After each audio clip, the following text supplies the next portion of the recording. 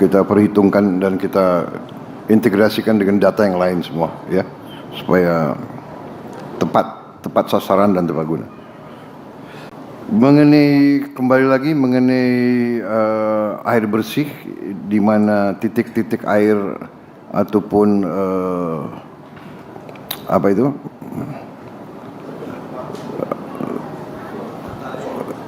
kita bor air, sudah berapa yang di Tamyang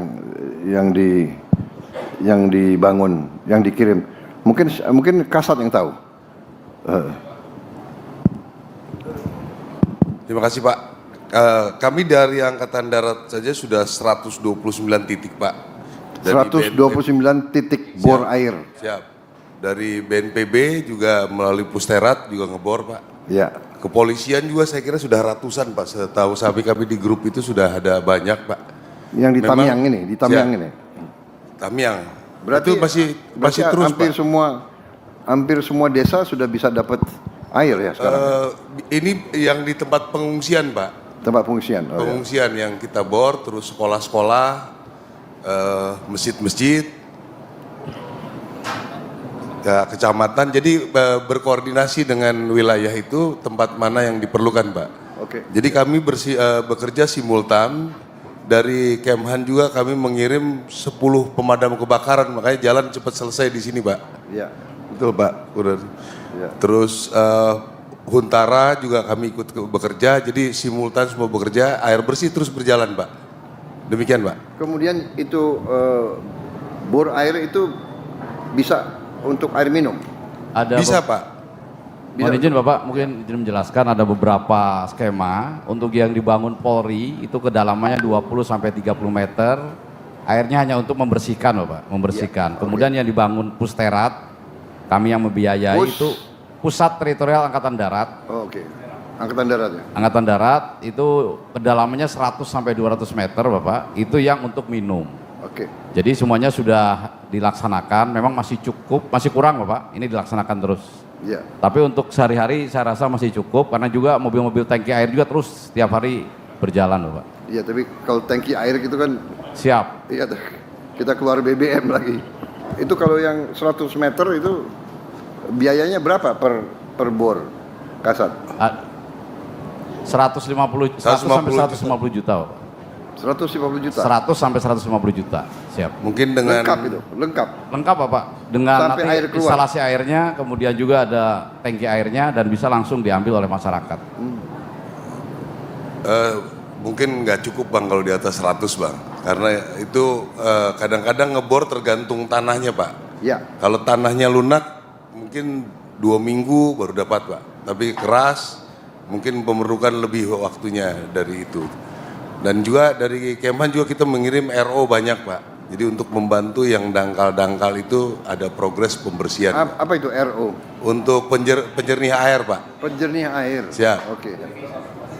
Penjernih air yang berupa di mobil. Ya. Berapa unit saya belum ini jelas di daerah sini Pak. Ya. Sudah dikirim juga. Jadi kita terus lanjutkan untuk buatan sumur bor Pak. Ya. Dilanjutkan dengan MCK Pak. MCK Maaf ini. ya, kalau satu bor 150 juta itu saya anggap relatif murah gitu. Relatif murah, tapi itu Tergantung kedalamannya Bapak. saya tahu, tapi termasuk ongkos pekerja nggak? Termasuk ongkos bekerja Bapak. Termasuk? Siap. Atau kalian pakai tentara nggak dibayar gitu? Bayar Bapak, siap. Tetap. Enggak, saya anggap itu relatif murah.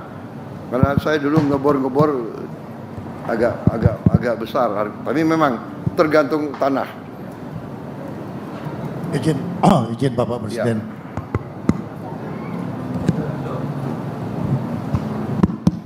Setelah saya koordinasi dengan Wakil Panglima dan Kasat, hari ini sudah kita bentuk Satgas Kuala. Satgas Kuala ini terdiri dari 2 komposisi. 1 komposisi untuk pendalaman kuala dan 1 komposisi untuk pemanfaatan air yang ada di kuala. Di dua komposisi kapal ini akan kita naikkan water treatment system sehingga air yang ada di Kuala kita ambil, kita olah sehingga menjadi air jernih. Kita akan hari ini, siang ini terbentuk Satgas. 2 minggu kemudian kami akan operasional mulai dari Kuala Simpang. Demikian Bapak Presiden. Bagus, terima kasih.